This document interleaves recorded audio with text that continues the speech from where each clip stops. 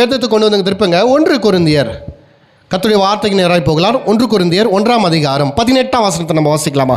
1 கொரிந்தியர் 1ஆம் அதிகாரம் 18ஆம் வசனம். சிலுவையை பற்றிய உபதேசம், சிலுவையை பற்றிய உபதேசம் கெட்டு போகிறவர்களுக்கு பைத்தியமாய் இருக்கிறது, கெட்டு போகிறவர்களுக்கு பைத்தியமாய் இருக்கிறது. ரட்சிக்கப்படுகிற நமக்கோ அது தேவ பலனாய் இருக்கிறது, அது தேவ பலனாய் இருக்கிறது. ஹல்லேலூயா, ஹல்லேலூயா, ஹல்லேலூயா. ரொம்ப ரொம்ப முக்கியமான வார்த்தை. நம்ம ஒரு சில மாதங்களாய் சபையை குறித்ததான பிரசங்கத்தை நம்ம பண்ணி கொண்டு வருகிறோம். சபை என்றால் என்ன, சபையில் நம்முடைய அப்போஸ்தலர் யாரு, நமக்கான சுவிசேஷம் என்ன என்ற அநேக காரியங்களை நம்ம தியானித்து வருகிறோம். இதில் இந்த சப்ஜெக்டுக்குள்ளே நம்ம போகும்போது ஏகப்பட்ட கேள்விகள் அநேக பேருக்கு. சில பேருக்கு என்ன சொல்கிறது, நம்ம வேதத்தை வேற கண்ணோட்டத்தில் பார்க்குற மாதிரி ஒரு எண்ணம். இது ரொம்ப ரொம்ப முக்கியமான ஒரு காரியம். ஏன்னா இன்னைக்கு நம்ம சத்தியத்தை பேசி கொண்டிருக்கிறோம். காரணம் என்னன்னா, வேதத்தில் இருக்கிறது எல்லாமே நமக்கு இல்லைன்னு சொன்னோன்னா சில பேர் கோவம் வந்துச்சு. அப்போ பழைய ஏற்பாடு நமக்கு இல்லையா, அன்னைக்கு நான் பேதுரு நம்முடைய அப்போஸ்தலர் இல்லைன்னு சொன்னோன்னே சில பேர் பேதுரு அப்போஸ்தலர் இல்லையா, பேதுரு நல்லவர், பேதுரு உடைய புஸ்தகம்லாம் நமக்காக எழுதப்பட்டிருக்குது, பேதுரு அப்படியாப்பட்டவராச்சு இப்படியாப்பட்டவராச்சு, ஆனால் அவரெல்லாம் நமக்கு இல்லைன்னு சொல்லிட்டீங்களா ஈஸியா அப்படின்னு நம்ம சொன்னீங்க. அதுக்கான விவரத்தெல்லாம் நான் என்ன பண்ண சொன்னேன். நம்முடைய அப்போஸ்தலர் பேதுரு அல்ல, யாக்கோப் அல்ல, யோவான் அல்ல. நம்முடைய அப்போஸ்தலர் யாருன்னு கேட்டா யாரு யாரு? எந்த பவுல்? பக்கத்து வீட்டில் இருக்கிற பவுலா? எந்த பவுல்? அப்போஸ்தலர் பவுல் தான் என்னுடைய அப்போஸ்தலர். அப்போஸ்தலர் என்றால் என்ன? அனுப்பப்பட்டவர். யாருக்காக அனுப்பப்பட்டவர்? பவுல் எனக்காக புறஜாதியா இருக்கிற எனக்காக அனுப்பப்பட்டவர் தான். பேதுரு அனுப்பப்படல, யாக்கோபு அனுப்பப்படல, யோவான் அனுப்பப்படல, எனக்காக பவுல தான் கர்த்தர் எனக்கென்று அனுப்பினார். அல்லேலூயா. இதெல்லாம் நம்ம பார்த்தோம். இது ரொம்ப முக்கியமான காரியம். இன்னைக்கு 198 சபைகள்ல இதெல்லாம் பிரசங்கம் பண்ண மாட்டாங்க. தெரியுமா உங்களுக்கு? ஏன் இதில் பிரசங்கம் பண்ண மாட்டாங்க என்றால், இந்த பிரசங்கத்துடைய சாராம்சமும் இந்த பிரசங்கத்துடைய முழு நோக்கம் எப்படின்னா, ஜனங்களை கர்த்தர் பக்கமாக திருப்புகிற காரியமாக இருக்கும் தவிர இது மனிதனை மேன்மைப்படுத்துறது அல்ல. இந்த சப்ஜெக்டுக்கு வரும்போது எந்த ஊழியக்காரனும் பெரிய ஆள் இல்லை, எந்த விசுவாசியும் பெரிய ஆள் இல்லை, சபையில் யாரும் கொம்ப இல்லை, எல்லாருமே சமம், எல்லாருமே ஒன்று. ஏன்னா அதைத்தான் இந்த சத்தியங்கள் போதிக்குது. இதெல்லாம் நாங்கள் ஆந்திராவில் போகும்போது இதெல்லாம் பிரசங்கம் பண்ணும்போது ஊழியக்காரர் ஏற்றுக்கிறது. ஏன்னு கேட்டால், ஊழியக்காரருடைய கையில் விசுவாசிங்களை ஒரு கண்ட்ரோல் பண்ணி வச்சுருக்கிறாங்க, ஒரு அடிமையாக வச்சுன்னு இருப்பாங்க. அவங்க வீட்டில் கல்யாணம் எடுக்கணுமா, பாஸ்டர்களை கேட்கணும். பொண்ணுக்கு புடவை எடுக்கணுமா, பாஸ்டர்கிட்ட கேட்கணும். எந்த கலர் எடுக்கணும் ஐயா, ஜோம் பண்ணிட்டு சொல்லுங்க ஐயா, ஜோம் பண்ணிட்டு மெரூன் எடுத்தால் நல்லா இருக்கும், ஆவியானவர் மெரூன் உணர்த்துகிறார், ப்ளூ கலர் கோட்டுன்னு உணர்த்துகிறார் அப்படின்னு சொன்னோடனே இவங்க போய் எடுப்பாங்க. எல்லாத்துக்குமே ஒன்றுக்கும் விசுவாசிகளை அப்படியே அடிமைப்படுத்தி வைத்துக்கணும். இப்போ இந்த பிரசங்கத்தை கேட்கும் போது, இதை நாங்கள் சொல்லும் போது, சபையில் எல்லாருமே சமம், யாருமே ஒரு பெரிய ஆள் இல்லை. சபையில் அங்கே பாஸ்டர் இருப்பார், மெயின் அவரு கீழே அம்மாக்காரன்னு இருப்பாங்க, பாஸ்டர் அம்மா. அவங்க ரொம்ப முக்கியமான ரோல். இன்னும் சில சபையில் சொன்ன போனால் பாஸ்டரை விட சில சபையில் பாஸ்டர் அம்மா ரொம்ப முக்கியமாக இருப்பாங்க. அதுக்கு அடுத்து சங்கப்பெதான்னு வாங்க, மூப்பர்கள்னு சொல்லிட்டு சபையில் இருப்பாங்க, அவங்க ரொம்ப ஆடுவாங்க.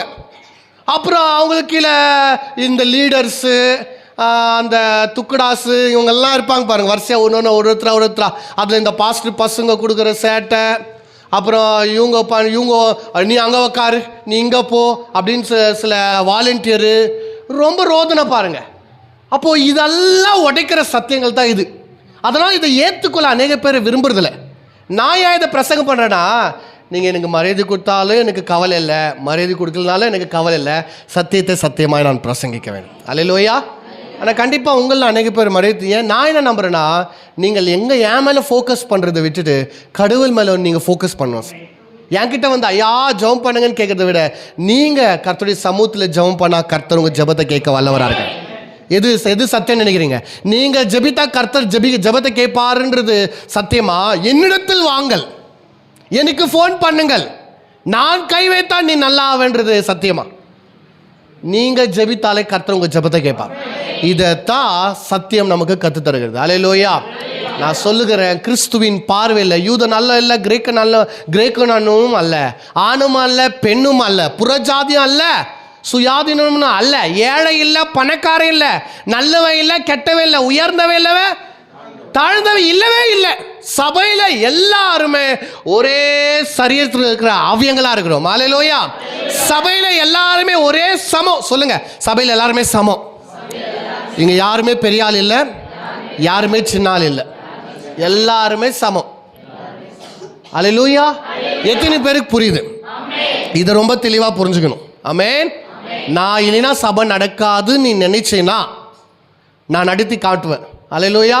உன்னை தொர்த்திட்டு நான் நடத்தி காட்டுவேன். உன்னை கழுத்தை பூச்சி வெளியே தள்ளிட்டு நான் சபை நடத்தி காட்டுவேன் அப்படின்னு நான் சொன்னா கூட, நான் யாருக்கு உங்களை சொல்ல, கடவுள் சொல்றாருங்க. நான் அப்படி சொன்னேன்னா என் கழுத்தை பூச்சி வெளியே துரத்திட்டு கூட இங்க இருக்கிற ஒரு பாலகனும் சிறியவனையும் இருக்கிற இங்கே இருக்கிற லீஸ்ட் யாரு, நம்ம இவரு வச்சுக்கலாமே, தம்பி, சின்ன தம்பி சாண்டோ தானே பேரு, சாண்டோ இங்க நிக்க வைப்பாரு, என்ன கூட கருத்தை தூக்கிடுவார். நான் எப்போ பெருமையா நான் பெரிய ஆளு, நான் தான் ரொம்ப முக்கியம் நினைக்கும் போது, அப்போ யாருமே ரொம்ப முக்கியம் இல்லை, எல்லாருமே கடவுளுடைய பிள்ளைகள் தான். அந்த மனப்பான்மை நம்மளுக்குள்ள வரணும். கர்த்தருடைய சமூகத்தில் நான் ஒன்றும் பெரிய ஆள் இல்லவே இல்லை, நானும் கர்த்தருடைய பார்வையில் சிறியவன் தான், நானும் எல்லாரும் போல சமமானவன் தான். அந்த எண்ணம் உடையவர்களாக இருந்தபோது நீங்கள் ரொம்ப பில்டப் காமிச்சிக்க மாட்டீங்க, ரொம்ப பெருமையாக நம்ம நடந்து கொள்ள மாட்டோம், நம்மளுக்குள்ள அந்த தாழ்மை வந்துடும். அல்லேலூயா, அல்லேலூயா. அப்படியாப்பட்ட போதிக்கிற போதனைக்குள்ளே தான் பவுலுடைய உபதேசங்கள். ஸோ பவுல் தான் நமக்கான அப்போஸ்தலர். இதெல்லாம் நம்ம என்ன பண்ணோம் பார்த்தோம். ஆனால் பவுலுடைய சுவிசேஷத்துடைய சாராம்சம் என்ன? What is the essence of Paul gospel? பவுல் எதை மையப்படுத்தி பிரசங்கம் பண்றார்? பவுல் எதை மையப்படுத்தி பிரசங்கம் பண்றார் என்றால் சிலுவையை மையப்படுத்தி பிரசங்கம் பண்றார். It was the ultimate message of Paul. Pavul இயேசுடைய பிறப்பை ஃபோக்கஸ் பண்ணல, இயேசுடைய பிறப்பை பெருசா ஃபோக்கஸ் பண்ணல. ஆட்டுக்குட்டி மாட்டினது மாட்டு தொழுவத்தில் பிறந்த இயேசு கிறிஸ்துன்னு சொல்லிட்டு அதை பிரசங்கம் பண்ணல. இயேசு கிறிஸ்து யூத குலத்தில் பிறந்ததை அதை பிரசங்கம் பண்ணல. பவுல் எதைத்தான் பிரசங்கம் பண்றார் என்றால் சிலுவையை பற்றி பிரசங்கம் பண்றார். ஏன் என்றால் இங்க சொல்லப்படுது என்ன?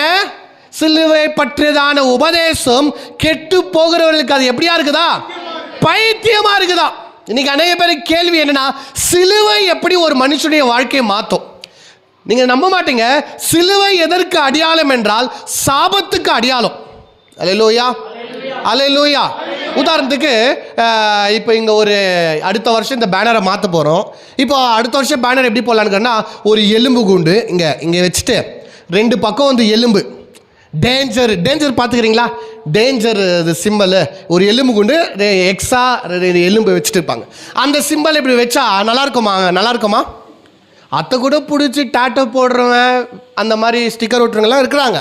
ஆனால் அது எதற்கு அடையாளமாக இருக்குது? இப்போ அது எதுக்கு அடையாளமாக இருக்குது? ஒரு டேஞ்சருக்கு அடையாளமாக இருக்குது.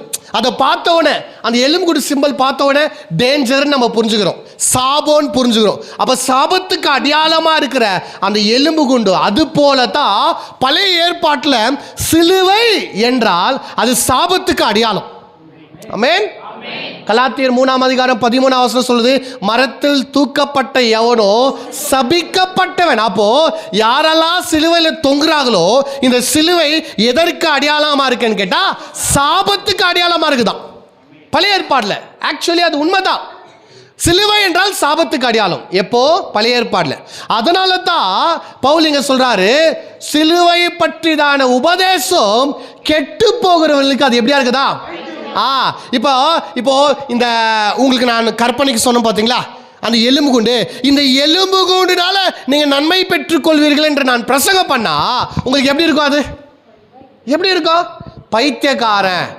எலும்பு கூண்டுனால என்ன ஆகுதா? நம்மளுக்கு நன்மை உண்டாகுது. எப்படி? அது பேயாச்சே, பேய்க்கு அடையாளம் ஆச்சே, நைட்டில் பார்த்தா பயந்துரும் ஆச்சே, அது வீட்டில் வச்சா தர்துரம் ஆச்சே, அது ஒரு சாபத்துக்கு அடையாளமாக இருக்கிற எலும்பு குண்ட சிம்பல் ஆச்சே, அதை நம்ம எப்படி ஆசீர்வாதமாக எடுத்துக்கொள்வது? அதை நெத்தியில் நீங்கள் போட்டுப்பீங்களா? டாலரில் எலும்பு குண்டு மாதிரி போட்டுக்க மாட்டீங்க. ஆனால் சிலுவை நீங்கள் நெத்தியில் போடுறாங்களா? போடுறாங்க. டாலராக போடுறாங்களா? போடுறாங்க.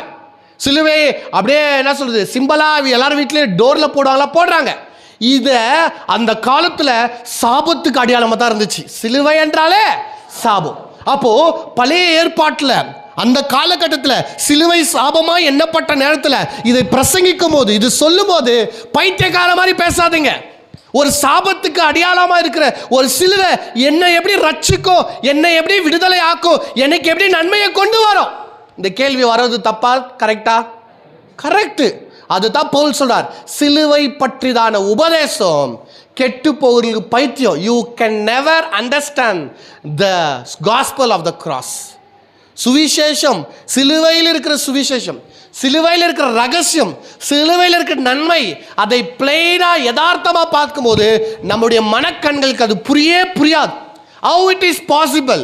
எப்படி சாபத்துக்கு அடையாளமா இருக்கிற ஒரு சிம்பல் ஆசீர்வாதமாக மாற முடியும்? மாற முடியுமா?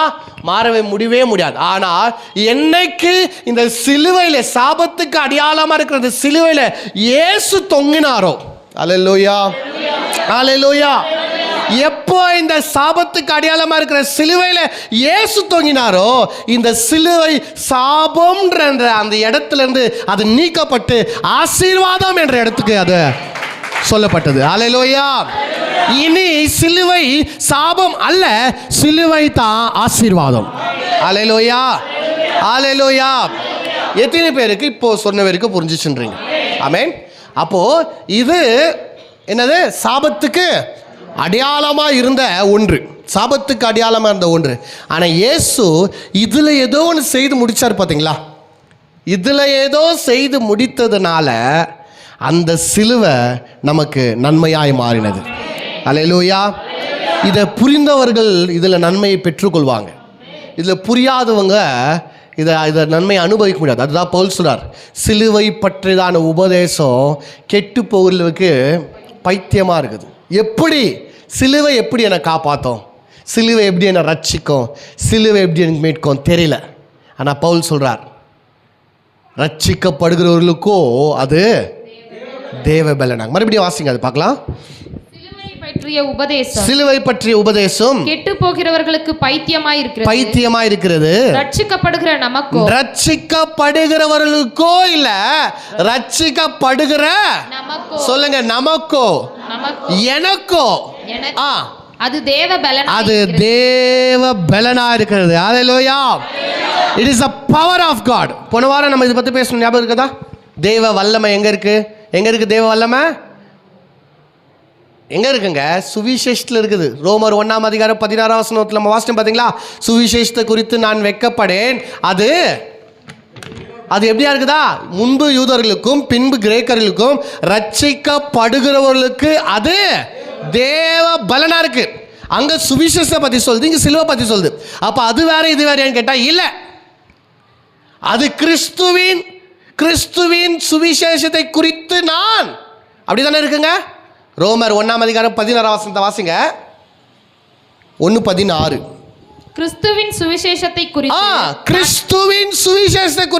நான் வெட்கப்படேன். முன்பு யூதரிலும் பின்பு கிரேக்கரிலும் விசுவாசிக்கிறவன் எவனோ அவனுக்கு ரட்சிப்பு உண்டாகிறதுக்கு அது தேவ பலனாய் இருக்கிறது. யாரெல்லாம் ரட்சிக்கப்பட விரும்புகிறீர்களோ, ரட்சிக்கப்படுகிறவர்களுக்கு இந்த சிலுவை பற்றிதான உபதேசம், கிறிஸ்துவின் சுவிசேஷம், இது ரெண்டும் வேற அல்ல. கிறிஸ்துவின் சுவிசேஷம் என்றால் என்ன? இயேசு நமக்காக சிலுவையில் மரித்தார்.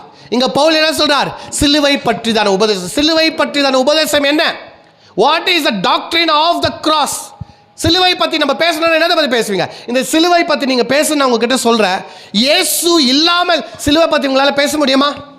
சிலுவை அது 5 அடி உயரம், சிலுவை அது மரத்தில் செய்தாங்க, சிலுவை அது பாலிஷ் பண்ணப்பட்டிருக்குது, சிலுவை வேற என்ன சொல்ல, பின்னாடியில் LED லைட் வச்சுக்கிறாங்க, சிலுவை இப்படி இருக்கும், கீழே ரொம்ப லாங்காக இருக்கும், மேலே ஷார்ட்டாக இருக்கும், சிலுவை இப்படி இதையே பிரசங்கம் பண்ண முடியும்? சிலுவை என்றால் இங்கே மறுபடியும் எதை குறிக்கிறாங்க? கிறிஸ்துவை குறிக்கிறார்கள். சிலுவை பற்றிய உபதேசம் என்றால் இந்த மரத்தில் செய்யப்பட்ட சிலுவை அல்ல, இயேசு தொங்கப்பட்ட அந்த சிலுவையை பற்றி பேசுகிறார். அப்போ இந்த சாபத்துக்குரிய இந்த மரம், சாபத்துக்குரிய இந்த சிலுவை மகிமையாய் எப்போ மாறுது என்றால் கிறிஸ்து அதில் தொங்கும் போது. அல்லேலூயா. அப்போ இதைத்தான் நமக்கு தேவ வல்லமை. What is our power? தேவ வல்லமை எங்க வெளிப்படுது என்றால், நாம் கேட்ட சுவிசேஷத்துல, நாம் இயேசு கிறிஸ்து அறியப்பட்ட அந்த சிலுவையின் உபதேசத்துல, நம்முடைய சுவிசேஷத்தில் தான் தேவனுடைய வல்லமையே இருக்குது. சொல்லுங்க, தேவ வல்லமை நான் கேட்ட சுவிசேஷத்தில் தான் இருக்கு. ஆமாங்க, அந்த அந்த பவர் மகா பெரிய பவர். மலையை உடைக்கிறது தேவ வல்லமை அல்ல, கடலை ரெண்டா பிளக்கிறது தேவ வல்லமை அல்ல, வானத்தையும் பூமியை உண்டாக்குறது தேவ வல்லமை அல்ல. தேவ வல்லமை அவ்வளோ பெரிய வல்லமை. கடவுளுடைய பவர்னா அது சாதாரணமாக இருக்கும்னு நினைக்கிறீங்களா நீங்கள்? அவ்வளோ பெரிய பவர் கர்த்தர் எதுக்கு தேவை யூஸ் பண்ணுறாரு?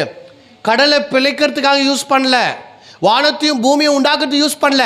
வானத்தையும் பூமியை உண்டாக்குறதுக்கு கர்த்தர் வெறுமனே வார்த்தையை சொல்கிறார், பூமி உண்டாச்சு. அம்மாவா இல்லையாங்க? ஆனால் தேவ வல்லமை எங்கே வெளிப்படுதுன்னா, என்ன சொல்றதுன்னா, ஒரு பாவியாக இருக்கிற ஒரு மனுஷன் அவன் நீதிமானாய் மாறுறான் பார்த்தியா? அந்த ரெண்டுத்துக்கும் நடுவில் ஒரு பிரிட்ஜ் கனெக்ஷன் இருக்குது பார்த்தீங்களா? ஒரு மாற்றம், ரட்சிப்பு, மீட்பு இந்த பக்கத்தில் இருக்கிறவங்க இந்த பக்கம் வர்றதுக்கு உதவி செய்யுது பார்த்தீங்களா? அந்த ரட்சிப்புக்கு கிரியை செய்கிறது தான் தேவ வல்லமை. எத்தனை பேருக்கு புரியுது? அப்போ உலகம் உண்டாக்குறது கூட கர்த்தருக்கு ஈஸி தான். உலகம் உண்டாகிறது ஈஸி தான். அதை விட ரொம்ப முக்கியம் என்னன்னு கேட்டால், ஒரு மனுஷன் ரட்சிக்கப்படுறது. எத்தனை பேருக்கு புரியுது? கடவுளுக்கு உலகத்தை உண்டாக்குறது கூட என்னது ஈஸி தான். அதுக்கெல்லாம் தேவ வல்லமையை அவர் உபயோகப்படுத்தலை. ஆனால் ரட்சிப்புக்கு, ஒரு மனுஷனை ரட்சிக்கிறதுக்கு கர்த்தர் தேவ வல்லமையை சுவிசேஷத்துக்குள்ளே வைத்திருக்கார். நான் போன வாரம் அதை தான் சொன்னேன். எப்படியாப்பட்ட கட்டப்பட்ட நிலைமையிலையோ நம்ம விடுதலை ஆக்கணும்னு முயற்சி பண்ணவே கூடாது. நான் மறுபடியும் சொல்கிறேன், நீங்கள் எடுத்த ஞானஸ்தானம் உங்களை ரட்சிக்கும்னு நீங்கள் நினைக்காதீங்க. உங்கள் ஞானஸ்தானம் உங்களை ரட்சிக்கலை. இல்லைன்னா இன்றைக்கி நம்ம சபையில் எத்தனோ பேர் பயங்கரமாக மாற்றிருப்பாங்க. ஞானஸ்தானம் எடுத்தால் தான் ஒரு மனுஷன் மாறுவான்னு கேட்டால் எவ்வளோ பேர் மாற்றிருப்பீங்க. ஆனால் ஞானஸ்தானத்துக்கு முன்னாடி ஒரு மாறுதல் நம்மளுக்கு தேவைப்படுது. ஞானஸ்தானுக்கு முன்னாடி ரட்சிப்பு தேவைப்படுது. ஞானஸ்தானம் ரட்சிப்பு அல்ல. ஞானஸ்தானம் என்பது நான் ரட்சிக்கப்பட்டிருக்கிறேன்ற அந்த அடையாளத்துக்காக நான் எடுத்துக்கொள்கிற ஒரு காரியம். அது கண்டிப்பாக எடுக்கணும். ஞானஸ்தானம் கண்டிப்பாக என்ன பண்ணோம், உலகத்துக்கு நம்ம காமிக்கணும். நான் ஒரு கிறிஸ்தவன், நான் ஞானஸ்தானம் எடுக்கிறேன் பாரு, நான் ஒரு கிறிஸ்தவன் காமிக்கிறது தான் ஞானஸ்தானம். ஆனால் அதுக்கு முன்னாடி நான் ஏதோ ஒன்று பாவத்துக்கு அடிமையாக இருப்பேன். நான் சொல்கிறேன், இப்போ ரட்சிக்கப்பட்ட யாரும் பாவிகள் அல்ல. இன்னைக்கு இயேசுவின் ரத்தத்தினால் நீங்கள் கழுவப்பட்டிருக்கிறீங்களா? நீங்கள் இயேசுவை ஏற்றுக்கொண்டு இருக்கிறீர்களா? இயேசு உங்கள் சொந்த ரட்சகராக இருப்பாரா? நீங்கள் 99.9% அல்ல, 100% நீங்கள் ரட்சிக்கப்பட்டிருக்கிறீங்க. உங்களுக்கு பரலோக நிச்சயம், உங்களுடைய ரட்சிப்பு நிச்சயம். உங்கள் ரட்சிப்பை ஒரு காலமும் நீங்கள் இழக்க மாட்டீங்க. அல்லேலூயா. ஆனா இது வரைக்கும் இயேசு பத்தி நீங்க தெரியல, இயேசுவை சொந்த ரட்சகராக ஏற்றுக்கொள்ள, நான் வாழ்ந்தா இயேசுக்காக தான் வாழ போறேன்ற தீர்மானம் இன்னும் நீங்க உங்க வாழ்க்கையில எடுக்கல அப்படின்னா நீங்க இன்னும் ரட்சிக்கப்படல. உங்களுக்கு நரகம் 100% நிச்சயம். நீங்க 1000 பேருக்கு மாசம் சோறு போடுங்க, நீங்கள் வருஷம் கிறிஸ்மஸ்க்கு 1000 பேருக்கு துணி எடுத்து கொடுங்க, நீங்கள் ஒரு பெரிய ஹாஸ்பிட்டலை கட்டி 1000கணக்கான பேஷண்ட்டுக்கு ஃப்ரீ ட்ரீட்மெண்ட் பண்ணுங்கள், எதையும் உங்களை ரட்சிக்காது, எதுவும் உங்களை பரலோகத்துக்கு கொண்டு வர முடியாது இயேசுவின் ரத்தத்தை தவிர. இதை விட டீட்டெயிலாக என்னால் சொல்ல முடியாது. நீங்கள் பரலோகத்துக்கு வர ஒரே வழி இயேசு மாத்திரமே. வேற எந்த நற்கிரியைகள் அல்ல, எந்த புனிதர்களுடைய வழிமுறை அல்ல, எந்த விதமான குணாதிசயங்கள் மூலியமாய் பரலோகத்துக்கு வர முடியாது. இயேசுவை தவிர வேற வழியே இல்லை. உங்கள் ஜபம், உங்கள் விசுவாசம், உங்கள் கண்ணீர், உங்கள் உபவாசம் எல்லாம் எதுக்குமே பிரோஜனம் இல்லை. அதெல்லாம் வேண்டான்னு சொல்ல வரல. ரட்சிப்புக்கு இதெல்லாம் பிரோஜனமே இல்லை. ரட்சிப்புக்கு ஒரே வழி இயேசு மாத்திரம்தான். அல்லேலூயா. அப்போ பவுலுடைய பிரசங்கம் உடைய ஃபோக்கஸ் என்ன? முழுக்க முழுக்க முழுக்க இயேசுடைய மரணம், இயேசுடைய உயிர்த்தெழுதல், இயேசுடைய அடக்கம், இயேசு பரலோகத்துக்கு எடுத்துக்கொள்ளப்பட்டது, இயேசு இன்னைக்கு என்ன பண்ணுறாரு அதுதான். நம்ம இன்னைக்கு பார்க்குற இயேசு எந்த இயேசுவை பார்த்து கொண்டு இருக்கிறோம்? மத்தேயு, மார்க், லூக்கா இயேசுவை தான் பார்த்துன்னு இருக்கிறோம். இயேசு கண்ணின் வயிற்றில் பிறந்தார் ஒரு பாலகனாய், தூங்கு தூங்கு ஆராரோ தூங்குன்னு நம்ம தூங்க வச்சுனுங்கிறோம். இயேசுவை பார்த்து எப்படியா இயேசுவே தூங்க வைக்கிறது தாலாட்டு பண்ணி, இப்படியாப்பட்ட ஒரு லெவலுக்கு நம்ம போயிட்டு இருக்கிறோம் பார்த்தியா. தூங்கு, இல்லை இது தாண்டினா மிஞ்சினா இயேசு 5000 பேருக்கு அவர் போஷித்தார். இயேசு திரளான மீனை பிடித்தார். இயேசு தண்ணி மேலே நடந்தார். இயேசு பிசாசி பிடிச்சார். இன்னும் இயேசுவை மத்தேயு, மார்க்கு, லூக்கா அந்த இயேசுவை தான் பார்த்துக்கிறோம். அந்த இயேசுனால நமக்கு நன்மை இல்லை. எத்தனை பேருக்கு புரியுது? ஏற்றுக்கோ மனசு இல்லைனாலும் இதுதான் உண்மை. அதே மாதிரி இயேசு 100 வயசு வரைக்கும் நன்மையே செய்துட்டு இயற்கை மரணம் அடைஞ்சிட்டு இருந்தாருன்னா நம்ம கெதி அதோ கெதி தான். வயசாகி ஐயோ இந்த சின்ன வயசில் செத்துட்டாரே, 3 வருஷம் தான் நன்மை செய்தார். அவர் 100 வயசு வரைக்கும் நல்லா இந்த பூமியில் இருந்து ஆரோக்கியமாக இருந்து எல்லாமே செய்து இயற்கை மரணம் அடைஞ்சா எவ்வளோ நல்லா இருந்திருக்கும்னு நீங்கள் நினைக்கலாம். ஆனால் அவர் வேலை அது மாதிரி மறிச்சிருந்தா நமக்கு ஏதாச்சும் பிரயோஜனம் இருக்குமா? நம்ம இன்னும் எப்படி இருந்திருப்போன்னா இயேசுவை அறியாமல், தேவனை அறியாமல் புறஜாதியாக தான் இருந்திருப்போம். இன்னும் நம்மளும் விக்கிரகத்தை கும்பின்னு அத்தையோ கலராச்சுன்னு மூஞ்சிக்கு போச்சுன்னு என்னது போயின்னு வந்துன்னு ஆடுன்னு அத்தை தடுவின்னு இத்தை தடுன்னு அத்தை மாட்டுன்னு இத்தை மாட்டுன்னு அதை பூசின்னு அத்தை கைட்டுன்னு அத்தை போட்டுன்னு இதே வேலையாக தான் சுற்றி இருப்போம். வேற ஒன்றும் மாறுதல் வந்திருக்காது. ஆனால் இயேசு நமக்காக மரித்தார். இயேசு மரித்தது நல்லது. யாருக்கு நல்லது? எனக்கு, நமக்கு இல்லை, எனக்கு நல்லது. உங்களுக்கு நல்லதா? இயேசு மரித்தது எனக்கு நல்லது. அவர் செத்துது ரொம்ப சந்தோஷம் எனக்கு. அவர் செத்துது எனக்கு ரொம்ப நல்லது. ஏன்னா அவருடைய மரணத்தினால தான் எனக்கு நித்திய ஜீவனை அவர் உண்டு பண்ணினார். ஹல்லேலூயா. அவருடைய மரணத்தினால தான் என் ஜீவன் உயிரோடு கூட எழும்பினது. அவருடைய மரணத்தினால தான் நான் பிழைத்தேன். அவர் மரணத்தினால தான் பாவியாயிருந்த என்னை அவர் நீதிமானாய் மாற்றினார். இயேசு மரித்தது நல்லது. சொல்லுங்க, இயேசு மரித்தது நல்லது. ஹல்லேலூயா. அவருடைய மரணம் எனக்கு ரொம்ப, அந்த மரணம், அந்த மரணத்தின் செய்தி it is a good news. சாவு செய்தி நல்ல செய்தின்னு நினைக்கிறீங்களாங்க? நீங்கள் உங்கள் சொந்தக்கார் செத்துட்டாங்கன்னு சொன்னோன்னா அது குட் நியூஸாக நீங்கள் நினைக்கிறீங்களாங்க?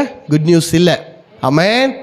பாவியாக இருந்த நீங்கள், தரித்திரராக இருந்தீங்க, நீங்கள் வியாதிஸ்தர்களாக இருந்தீங்க, ஒன்றும் இல்லாமல் இருந்தீங்க, மோசமான கண்டிஷனில் இருந்தோம். நம்மெல்லாம் அப்படியாப்பட்ட ஒரு நிலையில் தான் இருந்தோம். ஆனால் சுவிசேஷம் என்ன? சுவிசேஷம் எனக்காக இயேசு மரித்தார். என்னுடைய பாவத்தெல்லாம் அவர் எடுத்துக்கொண்டு அவருடைய நீதி எனக்காக தந்தார். அல்லேலூயா. என்னுடைய தரித்திரத்தெல்லாம் அவர் எடுத்துக்கொண்டு அவருடைய ஐஸ்வர்யத்தை எனக்காக தந்தார். அல்லேலூயா. இந்த இதில் இருக்கிற சத்தியம் நான் சொல்கிறேன். கிறிஸ்துவை குறித்து அதிகமாக கற்றுக்கொள்ளுங்க. நீங்கள் மோசை பற்றி படிங்க, தப்பில்லை. ஆபிரகாமை பற்றி படிங்க, ஈசாக்கை பற்றி படிங்க, யாக்கோபு, தாவீது, சாலமோன், சிம்சன், அதெல்லாம் தெரிஞ்சுக்குங்க. ஆனால் அவங்க யாருமே உங்களை விடுவிக்க போகிறது இல்லை. கிறிஸ்து கிறிஸ்து கிறிஸ்து இயேசு இயேசு இயேசு கிறிஸ்து பற்றி தான் அறிவை நம்ம வளர்த்துக்கொள்ளணும். 23 வசனத்தை வாசிங்க அப்படியே. 1 கொரிந்தியர் 1:23 பாருங்களேன். நாங்களோ போதும், மேலேருந்து வாசிங்க சார். 22 21 வாசிங்க. எப்படி எனில் தேவன் ஞானத்திற்கேற்றபடி உலகமானது சுய ஞானத்தினாலே தேவனை அறியாதிருக்கையில். பாத்துங்க, சுய ஞானம் என்ன பண்ணும்? சுய ஞானம் என்ன பண்ணும்? ரொம்ப நீங்கள் படிச்சுட்டுங்க வச்சுங்க, நீங்கள் சர்ச்சைக்கு வரமாட்டீங்க. ஏதேமா கடவுள் இல்லைங்க, கடவுள் இல்லை. அப்புறம் நீங்கள் என்ன சொல்வீங்க? கொருங்குலேருந்து தான் மனுஷன் வந்தான் அப்படின்னு சொல்லிட்டு சொல்வீங்க. அது ஒன்றும் தப்பு இல்லை. உங்களை பற்றி நீங்கள் சொல்லிக்கிறீங்க, உங்கள் குடும்பத்தை பற்றி நீங்கள் சொல்லிக்கிறீங்க. ஆனால் எங்கள் குடும்பம், எங்கள் தாத்தா பாட்டி ஒன்றும் கொருங்கு இல்லை. நாங்கள் ஆதாம்லேருந்து வந்தோம். கடவுள் எங்களை படித்தார். எங்கள் குடும்பத்தை பற்றி நாங்கள் பேசுகிறோம், உங்கள் குடும்பத்தை பற்றி நீங்கள் பேசுகிறீங்க. அல்லேலூயா. முட்டாளுங்க. சுய ஞானம் என்ன பண்ணமா?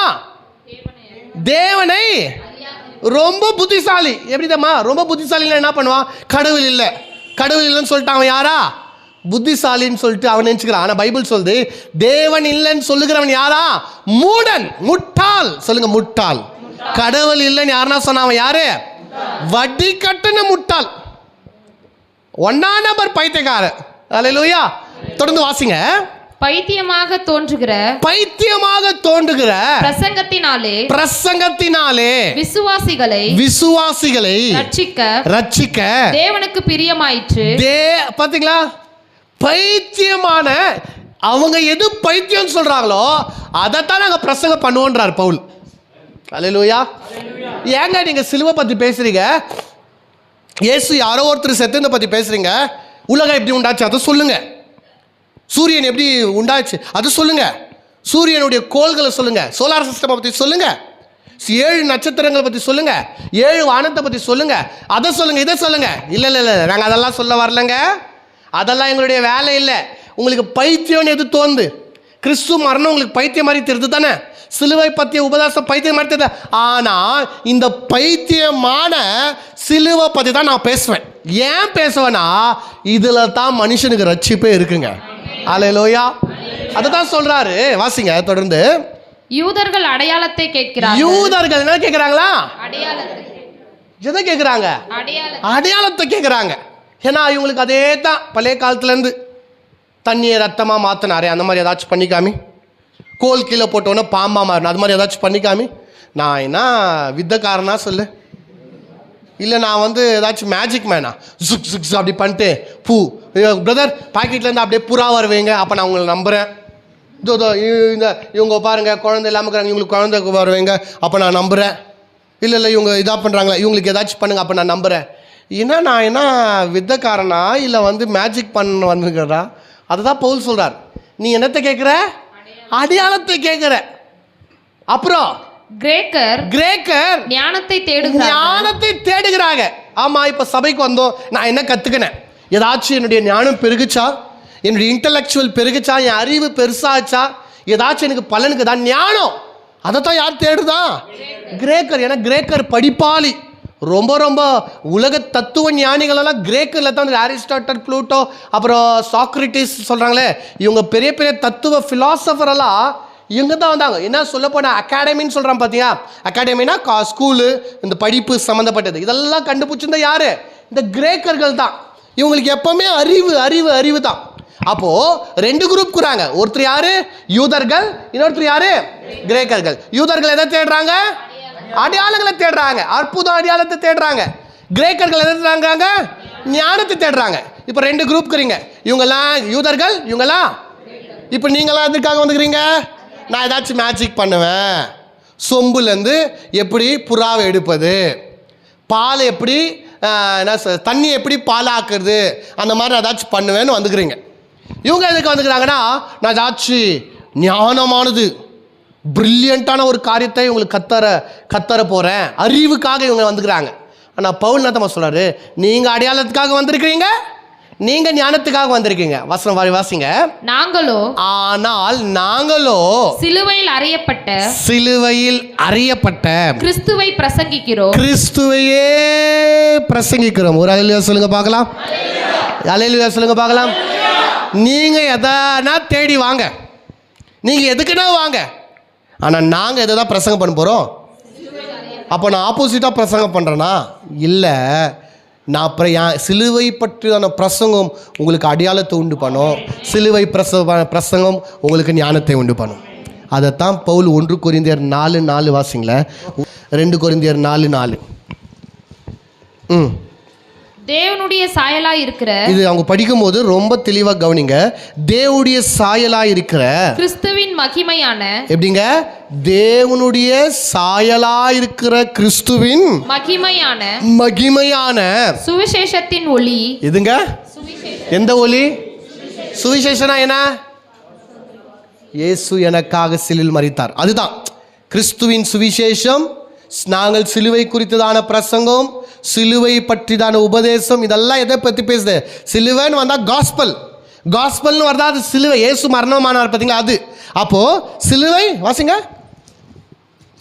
தேவனுடைய சாயலாய் இருக்கிற கிறிஸ்துவின் மகிமையான சுவிசேஷத்தின்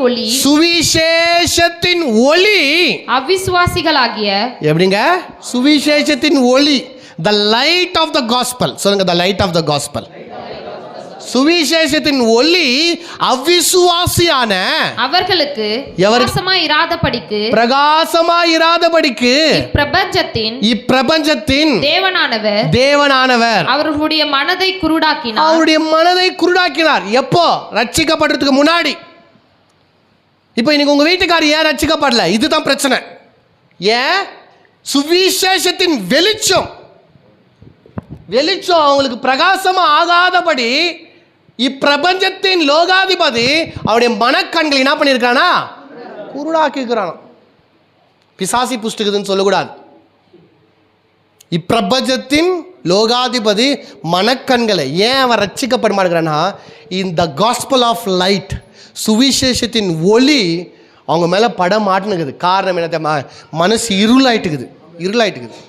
என்ன மாதிரி ஒரு பிளான் பார்த்தீங்களா? நம்ம இன்னும் எலுமிச்சப்பழம், தகுடு, காஞ்ச மிளகா முட்டிலேயே இருக்கிறோம். இன்னும் பிசாசு அங்கே வேலை செய்யுங்க. இல்லை அங்கே வேலை செய்யறதில்லை. எங்கே வேலை செய்கிறான்? மனக்கண்களை இருளடை செய்கிறான். எதுக்காக? சுவிசேஷத்தின் ஒளி நமக்குள்ளே அப்போ நம்ம எதுக்கு எப்படி ஜெபம் பண்ணணும்னு கேட்டால், நம்ம குடும்பத்துக்கு, ஆண்டவரே சுவிசேஷத்தின் ஒளி என் வீட்டுக்காருக்குள்ளே பிரகாசிக்கட்டும், சுவிசேஷத்தின் ஒளி என் பிள்ளைகளுக்குள்ளே பிரகாசிக்கட்டும், சுவிசேஷத்தின் ஒளி இந்த கிராமத்தில் பிரகாசிக்கட்டும், சுவிசேஷத்தின் ஒளி எங்கள் பட்டணத்தில் பிரகாசிக்கட்டும். ஏன்னா இந்த சுவிசேஷத்தின் வெளிச்சம் மாத்திரமே இருளில் இருக்கிற மனிதனை வெளிச்சத்துக்கு கொண்டு வரும். ஹல்லேலூயா, ஹல்லேலூயா. தொடர்ந்து வாசிங்க. நாங்கள் எங்களையே பிரசங்கியாமல். பாருங்களா, மறுபடியும் சொல்றார். நாங்கள் எங்கே போனோம்? இந்த வாரம் நாங்கள் ஒரு புதிதான கிராமத்துக்கு போனோம். அங்கே எங்கள் மூலியமாய் 10 பேய்கள் கர்த்தர் ஓட்டினார். இல்லை, இங்கேருந்து நாங்கள் சிங்கப்பூருக்கு போனோம். சிங்கப்பூரில் ஒரு சபையில் கர்த்தர் தீர்க்க தரிசனமாக பேசினார். அங்கே அநேக பேருக்கு விடுதலை ஆச்சு. அங்கே பேயை ஓட்டணும், அங்கே நாயை ஓட்டணும், அங்கே பன்னியை ஓட்டணும், அங்கே கழுதையை ஓட்டணும். அங்கே நான் அப்படியே ஒரு ஸ்ரீயை பார்த்து, நீ என்னென்ன பாவம் பண்ண அப்படியே சொன்ன பிரதர். அது என்ன பெருமையா? கேவலமான வேலை பண்ணிட்டு வந்துக்கிறேன் நீ போயிட்டு.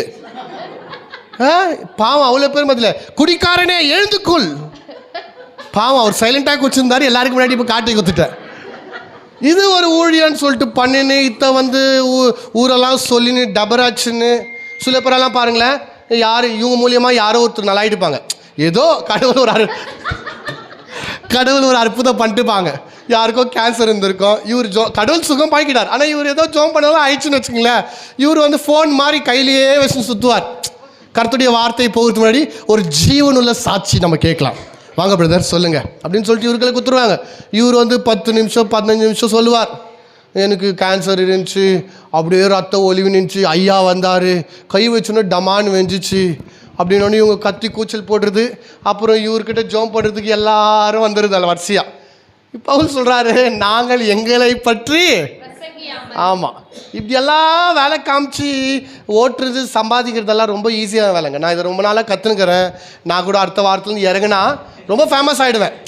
அங்கங்கே பேனரு கோட்டு போட்டுன்னு என் முன்னாடி கூட ஒரு 10 பேர் வச்சுன்னு அப்படியே வா போகலாம், அங்கே போய் தொடுறது, அங்கே அமுக்கிறது, அங்கே அப்படியே தள்ளுறது, சேரை ஒடிக்கிறது, இந்த மாதிரி மேஜிக்கு இந்த பஃபூன் வேலைலாம் நம்ம பண்ணலாம்.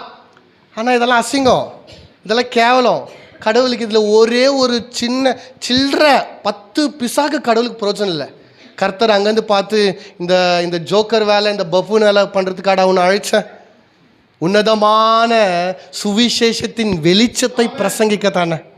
நான் சொல்கிறது ஏதாச்சும் தப்புக்குதா? நான் சொல்லும் போது இவரை தான் குறிப்பிட்டு சொல்கிறாரு, அவரை தான் இவர் சொல்லுங்கிறாருன்னு நீங்கள் சொல்லக்கூடாது. நான் எல்லாரையும் தான் சொல்லுங்கிறேன். எல்லா ஆட்களும் தான் யாரெல்லாம் இந்த அமுக்கிற வேலை, தள்ளுற வேலை, குதிக்க வைக்கிற வேலை, அழு வைக்கிற வேலை பண்ணுறாங்களோ எல்லாரையும் தான் சேர்த்து சொல்லுங்கிறேன். பவுல் சொல்கிறாரு, நாங்கள் எங்களையே பிரசங்கியாமல். அப்போது நீங்கள் ஒரு பிரசங்கத்தை கேட்குறீங்களா? டிவியில் கேளுங்க, மொபைலில் கேளுங்க. அவர் யாரை பற்றி பிரசங்கம் பண்ணுறாரு? யாரை பற்றி ஒரு பிரசங்கம் பண்ணுறார்?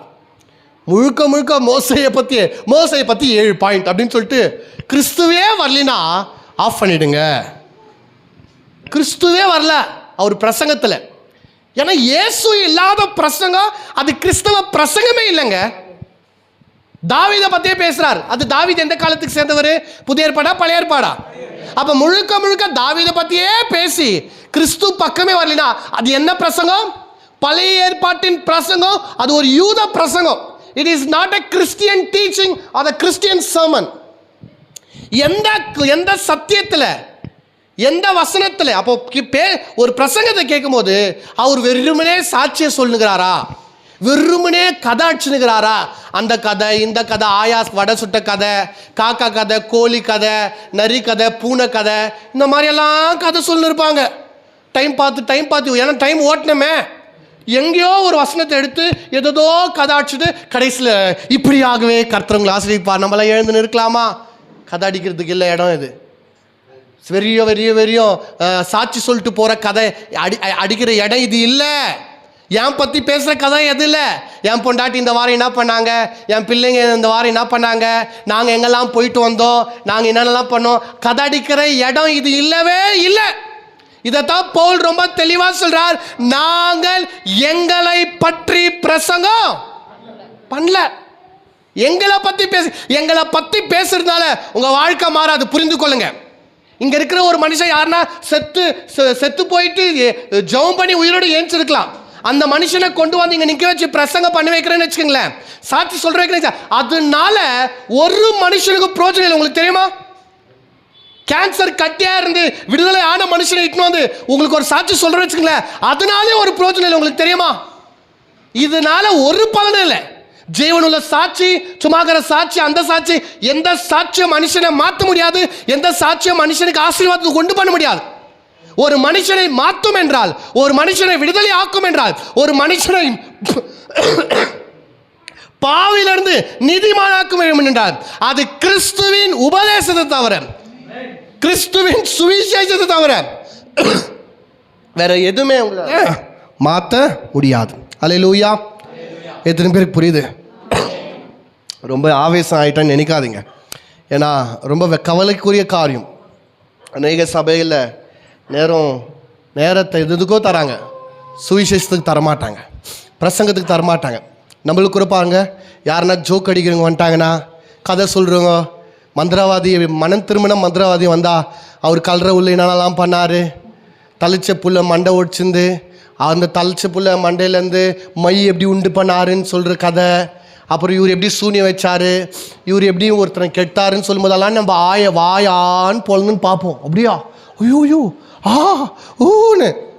ஆனால் நம்மளுக்கு சுவிசேஷத்தை பற்றி பார்த்தா தூக்கம் வரும்.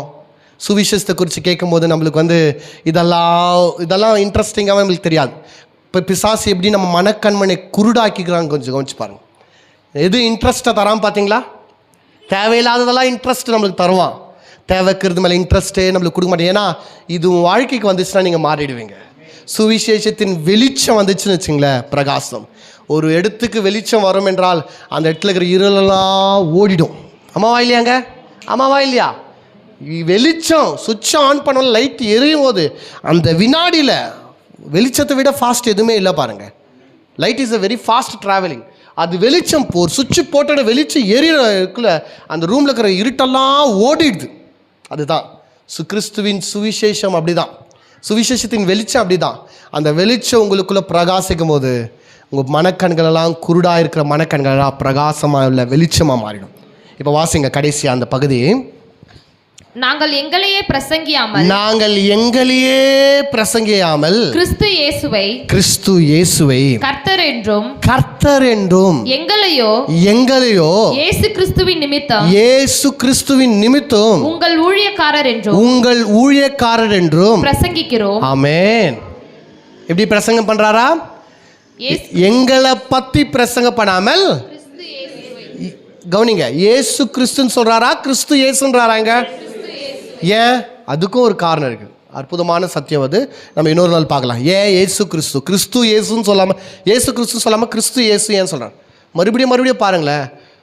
கிறிஸ்து இயேசு அப்படின்னு போடல, கிறிஸ்துனும் போடல, கிறிஸ்து இயேசு கர்த்தர் என்று 3 வார்த்தையை உபயோகப்படுத்துகிறாரா? இதை பற்றி நம்ம 2-3 வாரத்துக்கு முன்னாடி பார்த்தோம். கர்த்தராகிய இயேசு கிறிஸ்து என்றால் என்னன்னு சொல்லிட்டு நம்ம பார்த்தோம். ஆனால் இங்கே யூஸ் பண்ணும்போது பவுல் என்ன நம்ம சொல்கிறாரு, நான் கிறிஸ்து இயேசு சிம்பிளாக உங்களுக்கு சொல்லி முடிச்சிடறேன். இதை நம்ம ஒரு நாள் டீட்டெயிலாக பார்க்கலாம். இயேசு கிறிஸ்து என்றால், சரி, இயேசு என்றால் அவர் மாம்சத்தில் இருந்தார் பார்த்தீங்களா? அங்கே எங்கெல்லாம் இயேசுன்னு குறிப்பிட்டதோ, வெறும் இயேசுன்னு குறிப்பிட்டதோ, அதெல்லாம் எதை பற்றி? மாம்சத்தில் வழிபட்ட இயேசு. ஓகே. ரெண்டாவது, இயேசு கிறிஸ்து என்றால் அவர் நமக்காக மரித்தார் பார்த்தீங்களா? மரித்ததை நம்ம நோட் பண்ணுறதுக்காக, எனக்காக மரித்தார் அப்படின்னு சொல்லி இயேசு கிறிஸ்து எனக்காக மரித்தார் அப்படின்னு நம்ம சொல்லலாம். ஏன்னா எனக்காக மரிக்கிறதுக்காகத்தான் அவர் அபிஷேகம் பண்ணப்பட்டார். ஓகேவா? இயேசு கிறிஸ்து என்றால் மரித்த இயேசு கிறிஸ்து. மரித்தார், இயேசு மரித்து போனார் பார்த்தீங்களா, மரித்து உயிர்த்தென்றார் பார்த்தீங்களா? அவரை தான் நம்ம யாருன்னு சொல்லுவோம்? இயேசு கிறிஸ்துன்னு சொல்லுவோம். உயிரோடு இருக்கும்போது இயேசு, மரித்து உயிர்த்தெழுந்த பின்னாடி இயேசு கிறிஸ்து. கர்த்தராகிய இயேசு கிறிஸ்துனா பிதா இவரை எடுத்துக்கொண்டு கனப்படுத்தினார் பார்த்தீங்களா? பிலிப்பியர் 2ஆம் அதிகாரத்தில் அவர் தன்னைத்தானே தாழ்த்தி அடிமையின் ரூபம் எடுத்து மனுஷ சாயல் ஆனார். ஆதலால் சிலுவையின் மரணப்பிரதி வரைக்கும் பிதாவுக்கு கீழ்ப்படிதார். அதனால் பிதா எல்லாவற்றுக்கும் மேலாக உயர்த்தி கர்த்தராக உயர்த்தினாராம். God made him Lord. அதனால தான் கர்த்தராகி இயேசு கிறிஸ்து. அப்போ இயேசுவை கர்த்தராக மாற்றினார். அப்போ மரித்து உயிர்த்தெழுந்து பரலோகத்துக்கு எடுத்துக்கொள்ளப்பட்ட இயேசுவை நம்ம என்ன சொல்லணும்? கர்த்தராகிய இயேசு கிறிஸ்து. அப்போ இங்கே என்னப்பா இது கிறிஸ்து இயேசு அப்படின்னா பவுல் சொல்கிறாரு, என்ன சொல்கிறாரு? எபேசியர் 1ஆம் அதிகாரம், எபேசியர் 3:8 பாருங்களேன். 3:8 இதெல்லாம் ரொம்ப முக்கியமான காரியங்க. தயவுசெய்து இதெல்லாம் லேசாக எடுத்துக்காதுங்க. 3:8 எபேசியர் 3:8 பரிசுத்தவான்கள் எல்லாரிலும் சிறியவனாகிய நான் கிறிஸ்துவினுடைய அளவற்ற ஐஸ்வரியத்தை புறஜாதிகளுக்கு சுவிசேஷமாய் அறிவிப்பதற்காக இந்த கிருபை எனக்கு அளிக்கப்பட்டது. 9 கண்டினியூ பண்ணுங்க. தேவன் நம்முடைய கர்த்தராகிய கிறிஸ்து இயேசுவுக்குள் கொண்டிருந்த அநாதி தீர்மானத்தின்படியே கர்த்தராகிய கிறிஸ்து இயேசுவுக்குள் கொண்டிருந்த அநாதி தீர்மானத்தின்படியே உன்னதங்களில் உள்ள துரைத்தனங்களுக்கும் அதிகாரங்களுக்கும் அவருடைய அனந்த ஞானமானது சபையின் மூலமாய் இப்பொழுது தெரிய வரும் பொருட்டாக இயேசு கிறிஸ்துவை கொண்டு எல்லாவற்றையும் சிருஷ்டித்த தேவனுக்குள்ளே ஆதி காலங்கள் முதல் மறைந்திருந்த ரகசியத்தினுடைய ஐக்கியம் என்னதென்று எல்லாருக்கும் வெளிப்படையாக காண்பிக்கிறதற்கு இந்த கிருபை எனக்கு அளிக்கப்பட்டது. ஆமென். போதும் கவனிங்க. இப்போ கிறிஸ்து இயேசுனா என்ன இங்க பவுல் சொல்றாருன்னா, எப்பெல்லாம் கிறிஸ்து இயேசுன்னு வருதோ பைபிள்ல, அங்க நீங்க ஒன்று புரிஞ்சுக்கணும். அது இயேசு உயிரோடு இருக்கும்போது பேசல, இயேசு மரித்து உயிர் தந்த அப்புறம் பேசல, இயேசு பரலோகத்துக்கு எடுத்துக்கொள்ளப்பட்டது பேசல, இப்போ இருக்கிற இயேசு பற்றி பேசல, உலகம் தோற்றத்துக்கு முன்னாடியே இருந்தார் பார்த்தீங்களா, அவரை பற்றி பேசுது. எத்தனை பேருக்கு புரியுது? அப்போது இங்கே பவுல் என்ன சொல்ல வராரு? எங்க 2 கொரிந்தியர் 4ஆம் அதிகாரத்தில் கிறிஸ்து இயேசுக்குள் எப்படி வருது அந்த வசனம்? கிறிஸ்து இயேசுவே கர்த்தர் என்று நாங்கள் பிரசங்கிட்டோம். பவுல் என்னத்தை பிரசங்கப்படுறாருன்னா, இயேசு பிறப்பை பற்றி பிரசங்கப்படல, இயேசு உலகம் தோற்றத்துக்கு முன்பாகவே நமக்காக அடிக்கப்பட்ட ஆட்டுக்குட்டின்னு பிரசங்கம் பண்ணார். இயேசு உலகம் தோற்றத்துக்கு முன்பாக நம்ம ரட்சிக்கப்படணும் என்ற ரகசியத்தை வைத்திருக்கிறார் என்று பிரசங்கம் பண்ணார். அப்போ ஒன்று புரிந்து கொள்ளுங்க, எங்கெல்லாம் பைபிளில் கிறிஸ்து இயேசுன்னு வருதோ அது இயேசுடைய உயிரோடு இருக்கும்போது பேசுனது அல்ல, மரணத்துக்கு அப்புறம் பேசுனது அல்ல, உலகம் தோற்றத்துக்கு முன்னாடி பேசப்படுற ஆதி முதல் வருதா? கிறிஸ்து இயேசு ஆதி முதல் அயர்ந்த ஞானத்தினால the ages to come, என்ன சொல்றது, past days, ஆதி காலம் முதல். அப்போது கடவுள் உங்களையும் நீ என்னந்து தெரிந்து கொண்டது இப்போ அல்ல, நேற்று அல்ல, ஆதி காலம்ல உலக தோற்றத்துக்கு முன்பாக கிறிஸ்து இயேசுக்குள்ள கர்த்தர் நம்மளை தெரிந்து கொண்டார். மறுபடியும் புரிந்து கொள்ளுங்க, இந்த சுவிசேஷமே நம்மளை விடுதலையாக்கும். அப்போ நம்ம எது மேலே ஃபோக்கஸ் பண்ணோம்? நம்முடைய மைண்டு, நம்முடைய இருதயமெல்லாம் கிறிஸ்து மேலே. மனுஷனுடைய சாட்சியை நம்பி வாழாதீங்க. மனுஷன் அவர் இப்படி பண்ணாரே நம்மள அப்படி பண்ணலாம், அவர் அதை செய்தாரே நம்மள. மனுஷனுடைய கற்பனையின் பிரமாணங்கள் பிரகாரம் வாழாதீங்க. மனுஷன் கற்றுத்தருகிற அவனுடைய கட்டளையின் பிரகாரம் வாழாதீங்க. கட்டளைனாலும் எந்த மனுஷனும் கட்டளையை கை கொள்றதுனால ஒருவனும் பரலோகத்துக்கு போக முடியாது, ஒருவனும் தேவனை பிரியப்படுத்த முடியாது. தேவனை பிரியப்படுத்தும் என்றால் ஒரே வழி விசுவாசம் மாத்திரமே. என்ன விசுவாசினோம்? இயேசு எனக்காக மரித்தார், அடக்கம் பண்ணப்பட்டார், 3ஆவது நாள் உயிர் தெழுந்தார். அவர் மரித்தது மூலியமாய் நான் ஜீவனோடு நான் பிழைத்திருக்கிறேன். நான் வாழ்வது எனக்காக அல்ல, கிறிஸ்துவே எனக்குள்ள வாழ்ந்து கொண்டிருக்கிறார். அல்லேலூயா. இந்த சத்தியத்தை விசுவாசுங்க. வருகிற நாட்களில் இன்னும் ஆழமாக போகலாம். இது வரைக்கும் உங்களுக்கு சரியா இதெல்லாம் புரியலனா தயவு செய்து மறுபடியும் இது கேளுங்க. நான் உங்களை சின்ன பசங்களாக பார்க்கல, பால் குடிக்கிறவங்களா பார்க்கல. ரொம்ப வருஷமாக என்னுடைய சத்தியத்தை, என்னுடைய பிரசங்கத்தெல்லாம் நீங்கள் கேட்டுக்கொண்டிருக்கீங்க. நீங்கள் வளரணும் சத்தியத்தில். நான் மறுபடியும் அடித்து சொல்கிறேன், ஒன் ஆஃப் த பெஸ்ட் டீச்சிங்கை நீங்கள் கேட்டுக்கொண்டிருக்கீங்க. இதை விட்டுறாதீங்க. கர்த்தர் உங்களை ஆசீர்வதிப்பார். ஆமென்.